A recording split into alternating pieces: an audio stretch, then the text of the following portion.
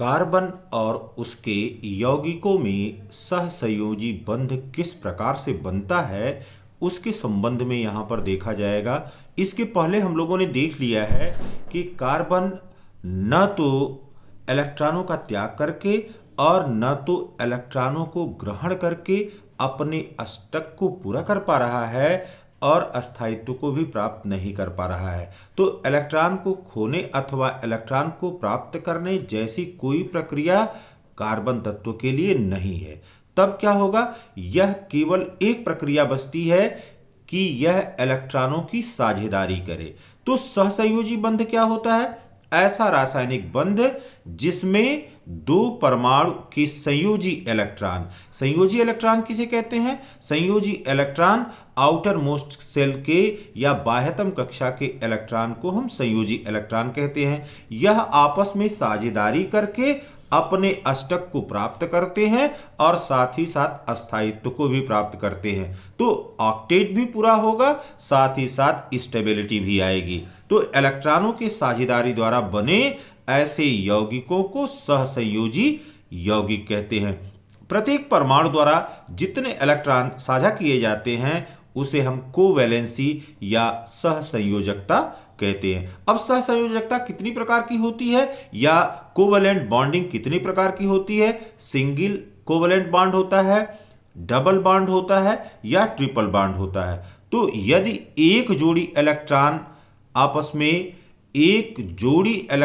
अगर कहीं पर शेयरिंग में मिल रहे हैं तो उसे हम एकल बंध कहते हैं। इसी प्रकार से दो जोड़ी या चार इलेक्ट्रॉन अगर शेयर कर रहे हैं, साझा कर रहे हैं, तो वहां पर डबल बॉन्ड बनता है। और अगर तीन जोड़ी या छह इलेक्ट्रॉन आपस में साझा कर रहे हैं तो इस प्रकार से ट्रिपल बॉन्ड बनता है। अब यहां पर देखिए, जो कोवैलेंट कंपाउंड हैं उन कोवैलेंट कंपाउंड की या सहसंयोजी यौगिकों की क्या विशेषता होती है? पहली चीज तो इनका मेल्टिंग पॉइंट और बॉइलिंग पॉइंट बहुत ही कम होता है, क्योंकि इनमें इंटरमॉलिक्यूलर फोर्स बहुत कम होता है अथवा अंतर आणविक बल कम होता है।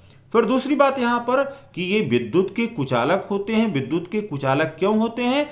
क्योंकि यहां पर कोई आवेशित कण नहीं होता है। इलेक्ट्रॉन जो भी रहते हैं वो साझा कर जाते हैं या इलेक्ट्रॉन निकलता भी नहीं है, कहीं से आता भी नहीं है, तो आवेशित कण नहीं होते हैं। यह पदार्थ की तीनों अवस्थाओं में, तो कोवैलेंट जो कंपाउंड है वह ठोस में भी, द्रव में भी और गैस तीनों रूप में हो सकते हैं। ये मुलायम होते हैं, साथ ही साथ भंगुर होते हैं।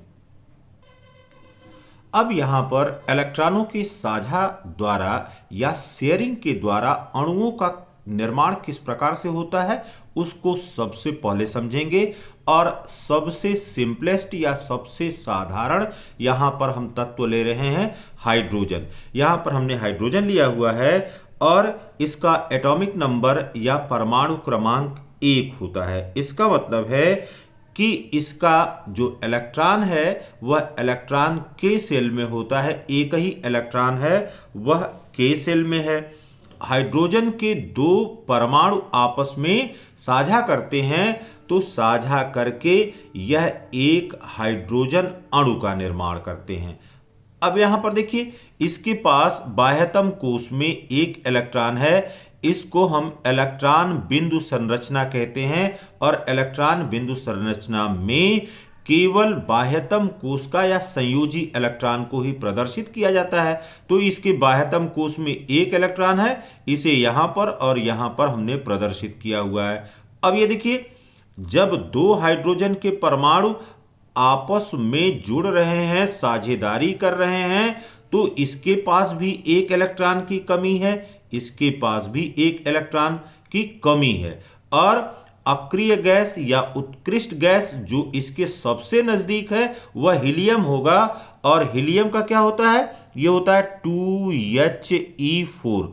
तो हीलियम के जैसी अस्थाई संरचना प्राप्त करने के लिए अब यहां पर इसके पास भी दो इलेक्ट्रॉन होना चाहिए और इसके पास भी दो इलेक्ट्रॉन होना चाहिए।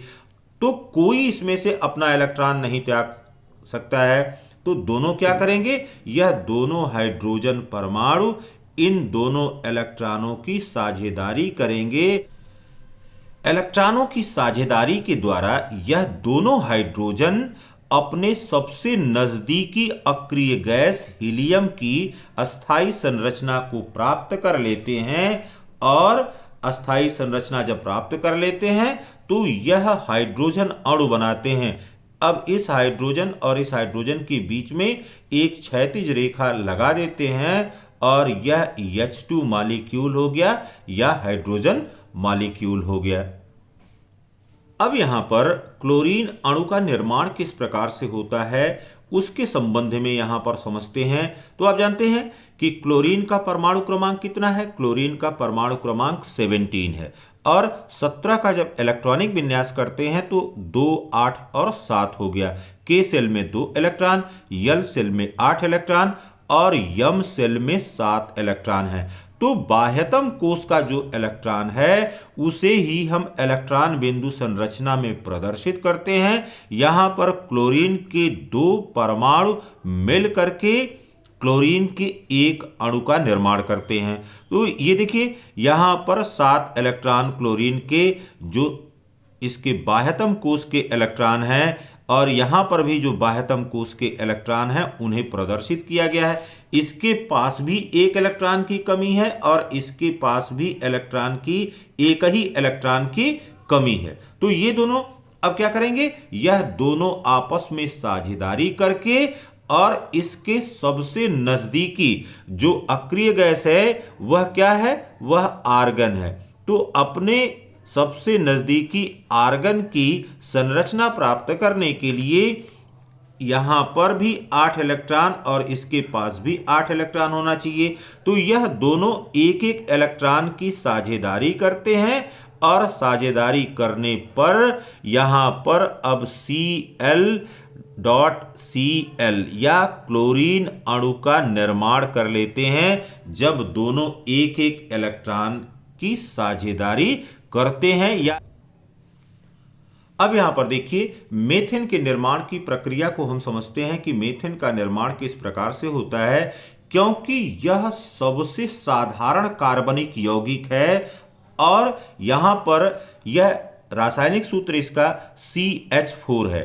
तो अब ये देखिए इसका मतलब है कि एक कार्बन इसमें है और 4 हाइड्रोजन है, एक कार्बन और 4 हाइड्रोजन। तो ये देखिए यहां पर यह 4 हाइड्रोजन है और यह एक कार्बन है, 4 हाइड्रोजन है। अब देखिए बेटा यहां पर हाइड्रोजन के बाह्यतम कोश में या आउटर मोस्ट सेल में एक इलेक्ट्रॉन है, और यहां पर इसके बाह्यतम कोश में हमारे पास 4 इलेक्ट्रॉन है, 1, 2, 3 और 4। यह कुल 4 इलेक्ट्रॉन कार्बन के आउटर मोस्ट सेल में है और 1 इलेक्ट्रॉन हाइड्रोजन के पास में है। इसका मतलब है कि यहां पर देखिए के सेल में 2 इलेक्ट्रॉन, यल सेल में इसके 4 इलेक्ट्रॉन, हाइड्रोजन के पास केवल एक ही इलेक्ट्रॉन है। तो अब हाइड्रोजन क्या करेगा, हाइड्रोजन के पास के सेल है, तो के सेल के लिए केवल यह नेसेसरी कंडीशन है, आवश्यक शर्त है कि उसमें 2 इलेक्ट्रॉन होना चाहिए। तो अब ये देखिए कार्बन के पास जो चारों इलेक्ट्रॉन थे अब यहां पर उसको प्रदर्शित कर दे रहे हैं, 1, 2, 3 और 4। यह कार्बन के 4 यहां पर इलेक्ट्रॉन हो गए। फिर यहां पर अब 4 हाइड्रोजन है, यह हाइड्रोजन है, यह हाइड्रोजन है, यहां पर हाइड्रोजन है और यह हाइड्रोजन है। तो ये 4 हाइड्रोजन हैं और हाइड्रोजन के पास क्या है, हाइड्रोजन के पास भी अपना केवल और केवल एक इलेक्ट्रॉन है। अब इसको क्रॉस से हमने यहां पर प्रदर्शित कर दिया।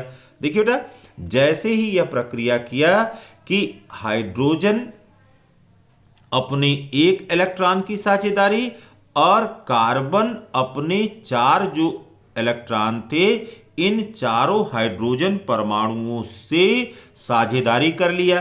तो अब ये देखिए कार्बन के पास भी अब कुल मिलाकर के 8 इलेक्ट्रॉन हो गए और यहां पर हाइड्रोजन के प्रत्येक हाइड्रोजन के पास 2-2 इलेक्ट्रॉन के सेल में होने चाहिए और यह अपनी नजदीकी अक्रिय गैस हीलियम की संरचना को प्राप्त कर लेगा। तो अब अभी देखिए, अब यहां पर ये हो गया C और सिंगल बॉन्ड H, फिर सिंगल बॉन्ड H, यहां पर सिंगल बॉन्ड H और सिंगल बॉन्ड H, तो यह CH4 बना लिया। इसका मतलब है कि कार्बन हाइड्रोजन के जितने भी परमाणु हैं उन सभी परमाणुओं से साझेदारी करके एकल बंध बनाता है या सिंगल बॉन्ड बनाता है। अब यहां पर एक बात याद रखना है कि कार्बन के साथ जो हाइड्रोजन यहां पर जुड़ रहे हैं, यह भले ही यहां पर तल में सीधी रेखा में प्रदर्शित करते हैं, लेकिन इसकी वास्तविक संरचना समचतुष्फलीय होती है, समचतुष्फलीय होती है।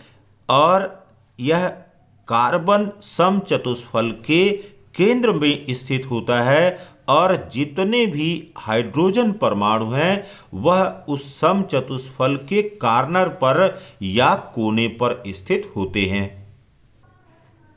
अब थोड़ा सा और कॉम्प्लिकेटेड स्ट्रक्चर की तरफ चलते हैं। यहां पर हमने एथेन लिया हुआ है और एथेन का रासायनिक सूत्र C2H6 है। अब यहां पर इसकी संरचना क्या होती है और यहां पर बॉन्डिंग किस प्रकार से होती है या बंध किस प्रकार से बनते हैं। तो पहली चीज ये देखिए कि यहां पर कितने कार्बन है, यहां पर 2 कार्बन है, तो 2 कार्बन है। अब यहां पर कार्बन के बाह्यतम कोश में या यहां पर संयोजी इलेक्ट्रॉन के रूप में 4 इलेक्ट्रॉन है, उसको इलेक्ट्रॉन बिंदु संरचना के द्वारा प्रदर्शित कर दिया। फिर देखिए बाबू, यहां पर हाइड्रोजन के 6 परमाणु हैं, 6 लिख दिया। और यह हाइड्रोजन हो गया, इसका जो इलेक्ट्रॉन डॉट स्ट्रक्चर है उसमें केवल और केवल 1 इलेक्ट्रॉन है।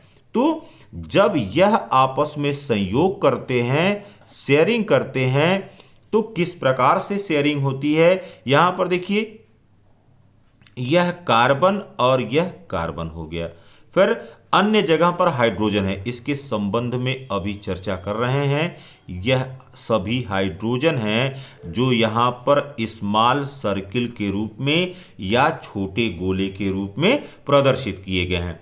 तो अभी देखिए, यहां पर इसके पास 4 इलेक्ट्रॉन है और इन 4 इलेक्ट्रॉनों को सबसे पहले कार्बन और कार्बन, यह कार्बन और कार्बन एक एक इलेक्ट्रॉन की शेयरिंग करेंगे, एक एक इलेक्ट्रॉन की साझेदारी या एक जोड़ी इलेक्ट्रॉन की साझेदारी करके यह आपस में जुड़ जाएंगे।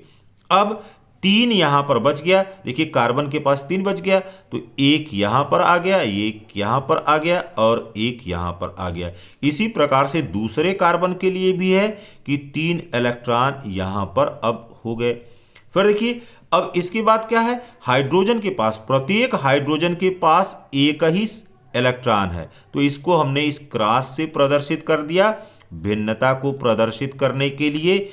और इस प्रकार से अब देखिए, हाइड्रोजन ने अपना जो अक्रिय गैस की अस्थाई संरचना है उसे प्राप्त कर लिया। जितने भी हाइड्रोजन हैं इन सभी ने अपनी अक्रिय गैस की अस्थाई संरचना को प्राप्त कर लिया। और प्रत्येक कार्बन जो परमाणु इसमें लगा हुआ है, प्रत्येक कार्बन परमाणु भी अपने अष्टक को पूरा कर लेता है। तो अभी देखिए, कार्बन और कार्बन के बीच में सिंगल बॉन्ड हो गया। फिर इसके अलावा प्रत्येक कार्बन से 3 हाइड्रोजन जुड़ा हुआ है, यह 3 हाइड्रोजन जुड़ गया। इसी प्रकार से यहां पर भी 3 हाइड्रोजन इससे जुड़ा हुआ है।